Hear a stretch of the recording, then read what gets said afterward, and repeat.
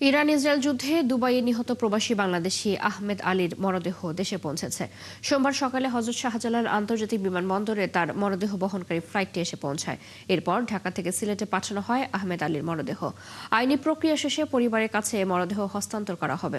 আহমেদ আলী দীর্ঘদিন ধরে সংযুক্ত আরব আমিরাতের আজমান শহরে বসবাস করেন। সেখানে তিনি পানির গাড়ি চালাতেন। গত ২৮ ফেব্রুয়ারি ইরানের ছোড়া ক্ষেপণাস্ত্রের আঘাতে মারা যান তিনি। দর্শক, এই মুহূর্তে সংবাদ সম্মেলনে কথা বলছেন নবনিযুক্ত আইজিপি মোহাম্মদ আলী হোসেন ফকির। আমরা সেখানে যুক্ত হচ্ছি।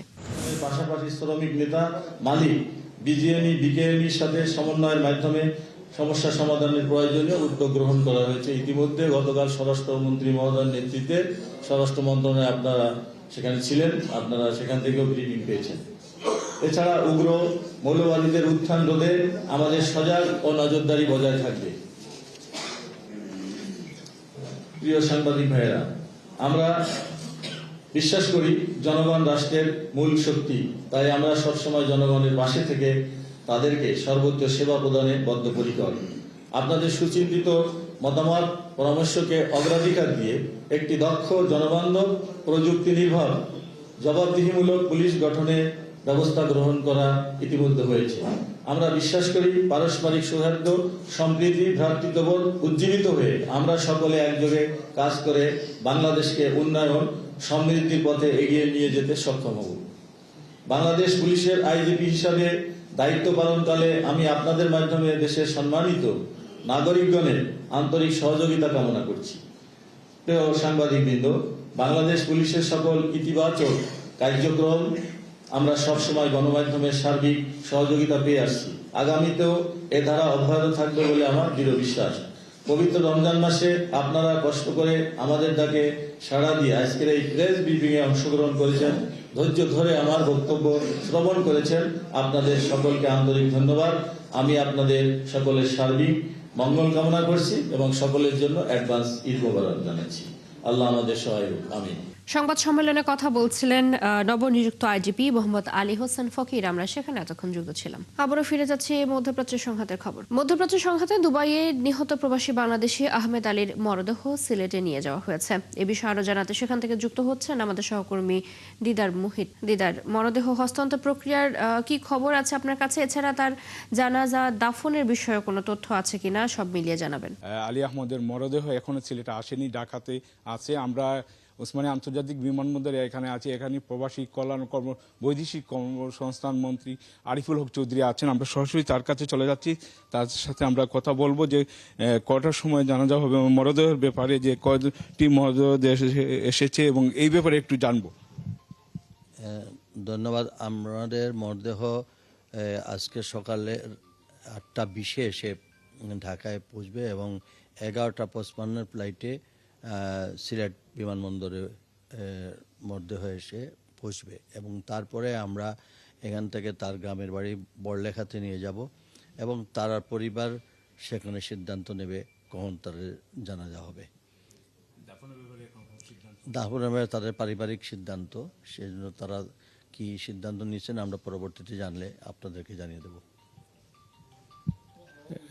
চৈতি, আপনারা জানলেন যে আসলে মরদেহটা আসার পর তার পারিবারিক সিদ্ধান্তের পরে দাফন কটার সময় হবে সেই সময়টি জানিয়ে দেওয়া হবে। চৈতি, দিদার, ধন্যবাদ আপনাকে। নিশ্চয়ই মরদেহ আসলে এরপরে আবারও আপনার সাথে আমরা যুক্ত হব।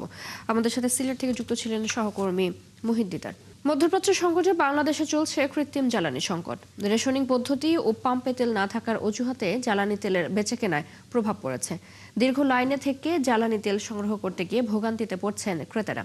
জ্বালানি তেলের কৃত্রিম সংকটের এই তথ্য জানাতে আমাদের সাথে যুক্ত হচ্ছেন সহকর্মী রাকিব জাভেদ। রাকিব, কেমন দেখছেন আজকের এখনকার পরিস্থিতি, কি বলছেন গ্রাহকরা? এক ধরনের হাহাকার তৈরি হয়েছে এবং তীব্র চাপ বেড়েছে জ্বালানি তেলের যে ফিলিং স্টেশনগুলো আছে। আপনি আমার পেছনে যেই পাম্পটি দেখতে পাচ্ছেন, এখানে শাহবাগের এই পাম্পটিতে সচরাচর আসলে এত ভিড় থাকে না, কিন্তু গত কয়েকদিন ধরে মধ্যপ্রাচ্যের যুদ্ধের কারণে বাংলাদেশের একদিকে মজুদ ফুরিয়ে এসেছে এমন পরিস্থিতি এবং অন্যদিকে আন্তর্জাতিক যে সরবরাহ ব্যবস্থা সেটি বাধাগ্রস্ত হয়েছে, যে কারণে আসলে জ্বালানির একটা সংকট দেখা দিয়েছে হয়েছে, যদিও সরকারের পক্ষ থেকে বলা হচ্ছে যে তারা বিকল্প উৎস থেকে আমদানি নিশ্চিত করে সরবরাহ ঠিক রাখতে চায়। এর ভিতরে তারা রেশনিং পদ্ধতির মাধ্যমে, অর্থাৎ মোটরসাইকেলে 2 লিটার এবং প্রাইভেট কারে 10 লিটার এবং মাইক্রোবাসে 25 লিটার পর্যন্ত তেল দিয়ে আসলে তারা একটা সাশ্রয় করার চেষ্টা করছে। এবং আমরা গতকালকে দেখেছি যে ভারতের কাছে তারা অনুরোধ জানিয়েছে যে তারা পাইপলাইনের মাধ্যমে যেন বাংলাদেশে জ্বালানি তেল কিছুটা সরবরাহ করে, তাহলে এই সংকটকালীন পরিস্থিতি যেন মোকাবেলা করতে পারে সরকার। আমরা আজকে এখানে দেখেছি যে যারা আজকে তেল সংগ্রহ করতে এসেছেন এই পাম্পে, তাদের অনেকেই কিন্তু পেশাজীবী। তারা সকালবেলা অফিসে হয়তো অনেকে গিয়ে সাইন ইন দিয়ে আবার কিন্তু এই পাম্পে তেল নিতে ছুটে এসেছেন, আবার অনেকে কিন্তু এখন পর্যন্ত অফিসে যেতে পারেননি। এরকম একটা পরিস্থিতি আমরা লক্ষ্য করছি। এবং এই সংকটটা আসলে 2টি কারণে হয়েছে। একটি হচ্ছে রেশনিং পদ্ধতি এবং আরেকটি হচ্ছে যে মানুষের আতঙ্কর কারণে হচ্ছে মজুদের একটা চেষ্টা। আমরা এখানে বাইক যেমন দেখছি তার চেয়ে বেশি দেখছি কিন্তু প্রাইভেট কার বা মাইক্রোবাসগুলো। তাদের সাথে আমরা কথা বলে যতটুকু জেনেছি যে আসলে যেই পরিমাণ তেল দিচ্ছে, অর্থাৎ 10 লিটার বা 25 লিটার যে তেল দিচ্ছে, সেটি আসলে একদিনের জন্য তাদের হয়, একদিন চলাচল করে তাদের এই মজুদ শেষ হয়ে যায়। তো সেই হিসাবে বলা যাচ্ছে যে এখন তেলের যে সংকট পাম্পগুলোতে বা যেভাবে তেল সরবরাহ করা হচ্ছে, সেই হিসাবে কিন্তু যানবাহনগুলোকে প্রতিদিনই পাম্পে আসতে হচ্ছে এবং সে কারণে তীব্র চাপ যেমন আছে এবং এই চাপ সামাল দিতে বিপিসির পক্ষ থেকে এরই মধ্যে স্বরাষ্ট্র মন্ত্রণালয়ে একটা আবেদন করা হয়েছে যেন পুলিশি টহল বাড়ানো হয়, যেন অনাকাঙ্ক্ষিত পরিস্থিতি এড়ানো যায়। এবং তেলের যে প্রধান ডিপোগুলো আছে সেখানে কিন্তু সেনাবাহিনী মোতায়েনের জন্য একটা অনুরোধ জানানো হয়েছে। তো সব মিলিয়ে এখন পর্যন্ত আমার কাছে ছিল এই পরিস্থিতি। রাকিব, ধন্যবাদ আপনাকে যুক্ত হবার জন্য। দেশে জ্বালানি নিয়ে অচল অবস্থার মধ্যে তরলীকৃত প্রাকৃতিক গ্যাস এবং তরল পেট্রোলিয়াম গ্যাস বহনকারী 5টি জাহাজ ভিড়েছে চট্টগ্রাম বন্দরের জলসীমায়। আগামী 14 মার্চের মধ্যে ভিড়বে আরও 3টি জাহাজ। এতে আপাতত এলএনজি ও এলপিজি সংকট কাটলেও দেশে ডিজেল অকটেন মজুদ কম থাকায় সংকট এখনো রয়ে যাচ্ছে। তবে ইরানের হরমুজ প্রণালী খুলে দেওয়ার নতুন সিদ্ধান্তে অবশ্য দেশের জ্বালানি পরিবহনে আর সংকট হবে না বলে আশা দেখছেন সমুদ্র পরিবহন সংশ্লিষ্টরা। জহরিউল ইসলামের ক্যামেরায় প্রণবেশ চক্রবর্তীর প্রতিবেদন। মধ্যপ্রাচ্যের হরমুজ প্রণালী বন্ধ হওয়ায় যখন দেশে জ্বালানি পরিবহনে অচলাবস্থা, তখন প্রায় 3,54,000 মেট্রিক টন এলএনজি, এলপিজি ও এমইজি নিয়ে চট্টগ্রাম বন্দর অভিমুখী 8টি জাহাজ হরমুজ প্রণালী পার হয়েই এগুলো এসেছে। এর মধ্যে 5টি ভিড়েছে চট্টগ্রাম বন্দরে। চট্টগ্রাম বন্দরের তথ্যানুযায়ী গত 26শে ফেব্রুয়ারি ওমান থেকে আসে জাহাজ MBGYMM। এতে আছে 19,316 মেট্রিক টন এলপিজি। 3রা মার্চ এসেছে কাতার থেকে ফ্রান্সের পতাকাবাহী জাহাজ MB আল জোরে। এতে আছে 63,383 মেট্রিক টন এলএনজি। 5ই মার্চ গ্রিসের পতাকাবাহী জাহাজ MB আল জাসাসিয়া আসে কাতার থেকে। এতে আছে 63,075 মেট্রিক টন এলএনজি। 5ই মার্চ পানামার পতাকাবাহী MB ইয়াসু আসে সংযুক্ত আরব আমিরাত থেকে। এতে আছে 5,019 মেট্রিক টন এমইজি। 8ই মার্চ আসে পানামার পতাকাবাহী MB সেবান ওমান থেকে। এতে আছে 22,172 মেট্রিক টন এলপিজি। এছাড়া আজ বাহামার পতাকাবাহী MB লুসাইল কাতার থেকে 62,987 মেট্রিক টন এলএনজি নিয়ে আসার কথা। 11ই মার্চ লাইবেরিয়ার পতাকাবাহী MB আল গালায়েল আসছে কাতার থেকে 57,665 মেট্রিক টন এলএনজি নিয়ে। 14ই মার্চ লাইবেরিয়ার পতাকাবাহী MB লেব্রেথা কাতার থেকে আসবে 62,000 মেট্রিক টন এলএনজি নিয়ে। 28 তারিখের পূর্বে এই জাহাজগুলো হরমুজ প্রণালী পার করেছে, তার মানে এগুলো অন দ্য ওয়ে। যে কোনো সময় 2-1টা জাহাজ আছে যেগুলো আগামী কয়েকদিনের মধ্যে আমাদের বন্দরের জলসীমায় এসে প্রবেশ করবে, আর কিছু কিছু জাহাজ ইতিমধ্যে বন্দর জলসীমায় চলে এসেছে। তবে এত জাহাজ আসায় এলপিজি ও এলএনজি সংকট কিছুটা কমলেও অন্যান্য জ্বালানির সংকট এই মুহূর্তে কমছে না। এলএনজি আর একটা বড় ফ্যাক্টর আমাদের জ্বালানি তেলের জন্য। সেটার জন্য কাতার তো অলরেডি বন্ধ করে দিয়েছে। সেখানেও আমাদের ওই যে আমেরিকা, অস্ট্রেলিয়া, মালয়েশিয়া এই সমস্ত দেশ থেকে আনার বিকল্প ব্যবস্থা করতে হবে। বাংলাদেশ পেট্রোলিয়াম কর্পোরেশনের তথ্য অনুযায়ী 7ই মার্চ পর্যন্ত দেশে ডিজেলের মজুদ ছিল 14 দিনের, অকটেনের 25 দিন ও পেট্রোলের 15 দিনের, আর জেট ফুয়েল ও ফার্নেস অয়েলের মজুদ ছিল 49 দিনের। অবশ্য এরই মধ্যে ইসরায়েল, যুক্তরাষ্ট্র ছাড়া বিভিন্ন দেশের জন্য ইরানের হরমুজ প্রণালী খুলে দেওয়ার ঘোষণায় দেশে প্রয়োজনীয় জ্বালানি পরিবহনের আশা দেখছেন জাহাজ চলাচলের সাথে সংশ্লিষ্টরা। ইরান যে ঘোষণাটা দিয়েছে যে আমেরিকা, ইসরায়েল এবং ইউরোপ কান্ট্রি ছাড়া বাকি যে দেশগুলো আছে তাদেরকে তারা কোনো বাধা দেবে না, সেই ক্ষেত্রে আমরা কিছুটা আশার আলো দেখছি যে আমাদেরও এই ক্ষেত্রে আমরাও কিছুটা পরিত্রাণ পাবো। যুক্তরাষ্ট্র ও ইসরায়েলের যৌথ হামলার জেরে ইরান গত 28 ফেব্রুয়ারি থেকে গুরুত্বপূর্ণ হরমুজ প্রণালী বন্ধ করে দেওয়ার ঘোষণা দেয়। প্রণবেশ চক্রবর্তী, ৭১, চট্টগ্রাম। চট্টগ্রামের সীতাকুণ্ডে আলোচিত জঙ্গল সলিমপুরে অবৈধ অস্ত্রধারী ও সন্ত্রাসীদের আস্তানায় আবারও যৌথ অভিযান শুরু করেছে আইনশৃঙ্খলা বাহিনী। সকাল ৬টা থেকে পুলিশ র্যাবের এই যৌথ অভিযান শুরু হয়। যে কোনো ধরনের অনাকাঙ্ক্ষিত পরিস্থিতি মোকাবিলায় সেখানে সেনাবাহিনীও প্রস্তুত আছে। জঙ্গল কেটে অবৈধভাবে প্লট বিক্রি এবং সন্ত্রাসীদের আড্ডার জন্য আলোচিত এই এলাকা। এর আগে গত জানুয়ারি মাসে অভিযানে গিয়ে র্যাব কর্মকর্তা নিহত হওয়ার পর নতুন করে আলোচনায় আসে জঙ্গল সলিমপুর। এরপর সেখানে সমন্বিত অভিযান চালানোর বিষয়টি সামনে আসে। জাতীয় সংসদ নির্বাচন সামনে থাকায় তখন আর অভিযান চালানো হয়নি। চট্টগ্রামের জঙ্গল সলিমপুরে সন্ত্রাস বিরোধী অভিযান পরিচালনা করছে আইনশৃঙ্খলা বাহিনী। সেখান থেকে আমাদের সাথে যুক্ত হচ্ছেন সহকর্মী রাজীব বড়ুয়া।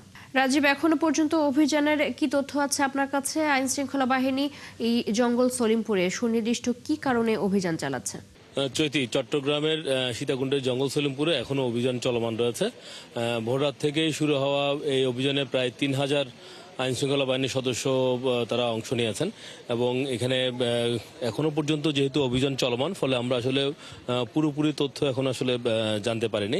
তবে মাঝখানে এডিশনাল ডিআইজি নাজমুল হাসান তিনি আমাদেরকে বলেছেন যে তারা সকাল থেকে যখন অভিযান চালাচ্ছে এবং ভিতরে তারা দেখতে পেয়েছেন যে আসলে কিছু জায়গা যেহেতু ওখানে অভিযান শুরু হয়েছে, অভিযান তার আগে থেকেই সন্ত্রাসীরা কিছু ছোট ছোট ব্রিজ সেগুলো তারা ভেঙে রেখেছে এবং গাড়ির রাস্তার উপর আড়াআড়ি করে ট্রাক রেখে দিয়েছে। তো এই বিষয়ে আসলে আমরা নাজমুল হাসানকে জিজ্ঞেস করেছিলাম যে যেহেতু অভিযানটা পরিচালিত হয়েছে ভোরবেলা, তাহলে সন্ত্রাসীরা কিভাবে আগাম খবর পেলেন। তো সেক্ষেত্রে তিনি জানিয়েছেন যে যেহেতু আসলে একটা বড় ভলিউমে এই অভিযানটি পরিচালিত হচ্ছে, প্রায় ৩,০০০ সদস্য, ফলে কোনো কারণে আসলে অভিযানের খবরটা হয়তো কোনো কারণে লিক হয়েছে, যে কারণে সন্ত্রাসীরা আগে থেকে কিছুটা প্রস্তুতি নিয়ে রেখেছে।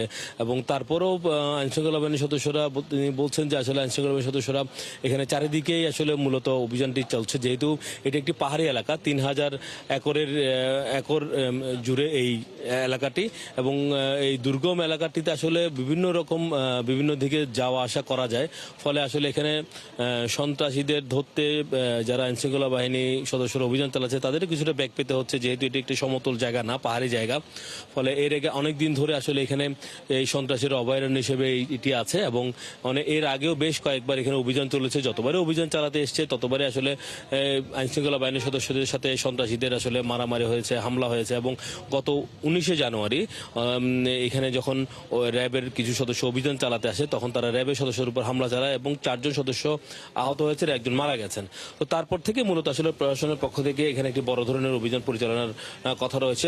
সর্বশেষ আজকে স্বরাষ্ট্র মন্ত্রণালয়ের নির্দেশনায় এখানে মূলত যে অভিযানটি সেটি পরিচালিত হচ্ছে এবং এখানে সেনাবাহিনী, র্যাব, বিজিবি, পুলিশ, আনসার এবং জেলা প্রশাসনের পক্ষ থেকে সবাই আসলে মূলত এই যে অভিযানটি সেই অভিযানে আসলে সবাই অংশ নিয়েছে এবং ভোর থেকে শুরু হওয়া সেই অভিযানটি এখনও চলমান আছে। এটি একটু আরও দীর্ঘ সময় ধরে চলবে, যেহেতু একটি অনেক বড় একটি এলাকা এবং যেহেতু পাহাড়ি এলাকা, তো ফলে পুরোপুরি অভিযানটি শেষ করতে আরও কিছু সময় লাগবে। তো সে পর্যন্ত আসলে আমরা অপেক্ষা করতে হবে। নিশ্চয়ই অভিযান শেষ হলে নিশ্চয়ই পরবর্তীতে আবারও আপনার মাধ্যমে আমরা জানতে পারবো। ধন্যবাদ রাজীব যুক্ত হবার জন্য। আমাদের সাথে চট্টগ্রাম থেকে ছিলেন সহকর্মী রাজীব বড়ুয়া। ইনকিলাব মঞ্চের মুখপাত্র শরীফ ওসমান বিন হাদি হত্যাকাণ্ডের প্রধান আসামি ও তার সহযোগীকে ভারত থেকে ফিরিয়ে আনার প্রক্রিয়া শুরু হয়েছে। এই 2 আসামির কনসুলার অ্যাক্সেস দিতে দেশটির সরকারের কাছে অনুরোধ জানিয়েছে কলকাতার বাংলাদেশ উপ হাইকমিশন। পরে আদালত তাদের 14 দিনের জন্য রিমান্ডে পাঠানোর নির্দেশ দেন। রবিবার উপ হাইকমিশন থেকে এক বিজ্ঞপ্তিতে তথ্য জানানো হয়েছে। তাদের গ্রেপ্তারের পরেই উপ হাইকমিশন ভারতীয় কর্তৃপক্ষের সাথে প্রয়োজনীয় যোগাযোগ করে। দেশটির সরকারকে এই 2 আসামির আইনি সহায়তার জন্য সাক্ষাৎ সাক্ষাৎ করতে দেওয়ার অনুরোধ জানানো হয়েছে। এর আগে শনিবার ভারতে তাদের গ্রেপ্তার করা হয়। গত বছরের 12 ডিসেম্বর রাজধানীর পুরানা পল্টনের কালভার্ট রোডে দুর্বৃত্তরা হাদিকে লক্ষ্য করে গুলি চালায়। গুরুতর আহত অবস্থায় তাকে সিঙ্গাপুরে উন্নত চিকিৎসার জন্য পাঠানো হলে 18 ডিসেম্বর সেখানে চিকিৎসাধীন অবস্থায় তার মৃত্যু হয়। নির্বাচনে কারচুপির অভিযোগে বিএনপি প্রার্থীদের অভিযোগের ভিত্তিতে সংবাদ সম্মেলন হচ্ছে, আমরা সেখানে যুক্ত হচ্ছি। এটা 51 হতে পারতো, 49 হতে পারতো। এইভাবে প্রত্যেকটা কেন্দ্র আমরা দেখেন, আমি প্রত্যেকটা কেন্দ্র ওয়ারি। এই একটি কেন্দ্র রামপুর সরকারি প্রাথমিক বিদ্যালয়, যেখানে জামাতের প্রার্থী আব্দুল্লাহ মোহাম্মদ তাহেরকে ভোট দেখানো হয়েছে 2018, আর আমাদের প্রার্থী জনাব কামরুল হুদা বিএনপির প্রার্থী, তার ভোটের পরিমাণ হচ্ছে, সংখ্যা হচ্ছে মাত্র 95। একটা আছে 21টা, মাত্র 21টা ভোট পেয়েছে। 26 জায়গায় 201। এইভাবে প্রত্যেকটা কেন্দ্র আমরা 73টি এমন কেন্দ্র দেখিয়েছি যে সমস্ত কেন্দ্রে এই যে ভোটের ব্যবধান, সে থেকে সহজে অনুমেয় যে এই কেন্দ্রে এখানে নির্বাচন বলতে যেটা বোঝায়, এটা নির্বাচন হয়নি। প্রার্থীকে এবং তার এজেন্টকে, তার সমর্থকদের, তার ভোটারদেরকে কোনো রকম তো করেই নাই, তারা নিজে। এবং সবচেয়ে বড় কথা, আরেকটা বড় অন্যায় হয়েছে, সেটা আমরা মনে করি যে ধানের শীষের যে এজেন্ট, সেই এজেন্টের বাদ দিয়ে অন্য দলের প্রার্থী, তাদেরকে ধানের শীষের এজেন্ট থেকে তাদেরকে স্বাক্ষর নেওয়া হয়েছে। মানে ম্যাল প্র্যাকটিস নির্বাচনের ক্ষেত্রে এরকম গ্লেয়ারিং এক্সাম্পল, এত জ্বলন্ত প্রমাণ ডকুমেন্টারি দেখা যায় না। বাংলাদেশে কোন অঞ্চল আছে যেখানে ধানের শীষের কোনো প্রার্থী, জামাতের প্রার্থী 2000 ভোট পাবে আর উনি 25 ভোট পাবে, 21 ভোট পাবে? বাংলাদেশে এমনকি এর কোনো যে কোনো মানুষের কাছে কি বোধগম্য হতে পারে? এটা তো মহাশূন্য নির্বাচন হলেও তো সেরকম হওয়ার কথা না। এই কারণে আমরা এই নির্বাচনের এই মামলাটি এবং আমরা নির্বাচনে কারচুপির অভিযোগে বিএনপি প্রার্থীদের অভিযোগের ভিত্তিতে আদালতে সংবাদ সম্মেলন হচ্ছে, আমরা সেখানে এতক্ষণ যুক্ত ছিলাম। গ্রহণযোগ্য নির্বাচন হওয়ায় পোশাক শিল্পের ক্রেতারা আবারও বাংলাদেশমুখী হচ্ছে বলে জানিয়েছেন বাংলাদেশ গার্মেন্টস বাইং হাউস অ্যাসোসিয়েশনের নেতারা। বৈশ্বিক সংকট মোকাবিলা করে এটি ধরে রাখতে সরকারের প্রতি আহ্বান জানিয়েছেন তারা। বাংলাদেশ গার্মেন্টস বাইং হাউস অ্যাসোসিয়েশনের 2026-28 বছরের নতুন নির্বাচিত কমিটির দায়িত্ব গ্রহণ অনুষ্ঠানে সংগঠনটির নেতারা এসব কথা বলেন। দায়িত্ব নিয়ে নতুন সভাপতি আব্দুল হামিদ পিন্টু বলেন, সরকারের সাথে একসাথে কাজ করে বাইং হাউসকে এগিয়ে নিয়ে যেতে চান তারা। আগামী চ্যালেঞ্জ মোকাবিলায় ব্র্যান্ডিং বাংলাদেশে জোর দেন তিনি। 21 জনের যে বডি হয়েছে, আপনাদের কাছে আমার বিশেষ অনুরোধ থাকবে, আমরা 8টি ভাই যেভাবে কাজ করেছি, আমাদের ভেতরে কোনো গলদ ছিল না, আমাদের ভেতরে কোনো না ছিল না। ভুল করি, সঠিক করি, যেভাবেই থাকুক না কেন আমরা মেনে নিয়েছি বলেই কিন্তু বিজেপি আজকে এই লক্ষ্যে এসছে। মৌসুমের স্বাভাবিক লঘুচাপ দক্ষিণ বঙ্গোপসাগরে অবস্থান করছে, ফলে রাজধানী ঢাকা সহ দেশের সব বিভাগের বৃষ্টি অথবা বজ্রবৃষ্টির পূর্বাভাস দিয়েছে আবহাওয়া অধিদপ্তর। পরবর্তী 24 ঘন্টার পূর্বাভাসে এসব তথ্য জানায় সংস্থাটি। সেই সাথে তাপমাত্রা কমতে পারে বলে জানানো হয়েছে। আগামী 24 ঘন্টায় সিলেট বিভাগের 2-1 জায়গায় বৃষ্টি বা বজ্রসহ বৃষ্টি হতে পারে। এছাড়া দেশের অন্যত্র অস্থায়ীভাবে আংশিক মেঘলা আকাশ সহ সারা দেশের আবহাওয়া প্রধানত শুষ্ক থাকতে পারে। সোমবার রংপুর, রাজশাহী, ঢাকা, ময়মনসিংহ, খুলনা, বরিশাল, চট্টগ্রাম ও সিলেট বিভাগের 2-1 জায়গায় বৃষ্টি বা বজ্রসহ বৃষ্টি হতে পারে। ফলে দুপুর 1টা পর্যন্ত দেশের অভ্যন্তরীণ নদী বন্দরগুলোর জন্য দেয়া 1 নম্বর সতর্কবার্তায় বলা হয়েছে। নোয়াখালীতে প্রতিদিন মাত্র 2 টাকার বিনিময়ে ইফতার পাচ্ছেন জেলার 200 দরিদ্র মানুষ। ব্যতিক্রমে এই ইফতার বিক্রির আয়োজন করেছে একটি স্বেচ্ছাসেবী সংগঠন। মিজানুর রহমানের ছবি ও তথ্যে প্রতিবেদন। চলতি রমজানে নোয়াখালী সদর ও বেগমগঞ্জ উপজেলায় প্রতিদিন 2 টাকায় 200 জন অসহায় মানুষের মধ্যে ইফতার বিক্রি করা হচ্ছে। প্রতিদিন বিকেলে মাইজদির বড় মসজিদ মোড় ও বেগমগঞ্জের একলাশপুর বাজারে নোয়াখালী সাইবার ওয়ারিয়র্স নামে একটি স্বেচ্ছাসেবী সংগঠন ব্যতিক্রমী এই ইফতারের আয়োজন করছে। বিকেলে দিনমজুর, রিকশা চালক ও ভাসমান ছিন্নমূল মানুষ এই ইফতার কেনার জন্য লাইনে দাঁড়ায়। প্রতি প্যাকেটে থাকে ছোলা, খেজুর, পেঁয়াজু, আলুর চপ, বেগুনি, মুড়ি ও জিলাপি। 2 টাকার ইফতারি এখানে 40-50 টাকা দামের ইফতারি দিতেছে। আমি একজন রিকশা চালক, এখান থেকে আমি প্রতিদিনই 2 টাকা দিয়ে ইফতারি নেই। তবে নামমাত্র মূল্যে ইফতার নিতে বহু মানুষ লাইনে দাঁড়ায়, কিন্তু 200 জনের বেশি ইফতার না দিতে পারায় অনেকে ফিরে যান। নোয়াখালী সাইবার ওয়ারিয়ার্স হচ্ছে একটি স্বেচ্ছাসেবী সংগঠন।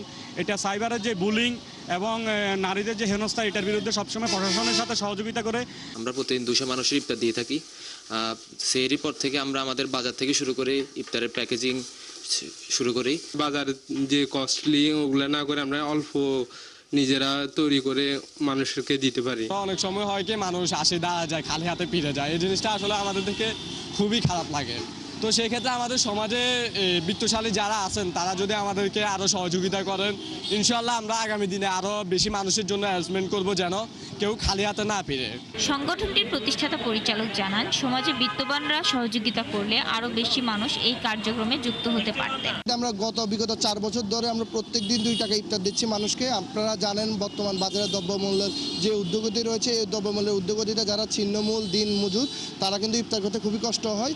তো তারই প্রেক্ষিতে আমরা কি করি, 2 টাকা নামমাত্র যেন সে নিজেকে ছোট না মনে করে, সে টাকা দিয়ে কিনছে এরকম একটা জিনিস মনে করে, এই জন্য আমরা 2 টাকা নামে ইফতারি আমরা প্রত্যেক দিন 2 উপজেলায় আমরা 200 মানুষকে ইফতার করাই। গত 4 বছর ধরে 2 টাকায় ইফতার বিক্রি করছে সংগঠনটি। শাকিলা সিথি, 71। চলছে সংবাদ সংযোগ, সরাসরি সংবাদ এবং অনুষ্ঠান দেখতে চোখ রাখুন 71 ফেসবুক পেজে, সাবস্ক্রাইব করুন 71 ইউটিউব চ্যানেল, থাকুন 71 সাথে।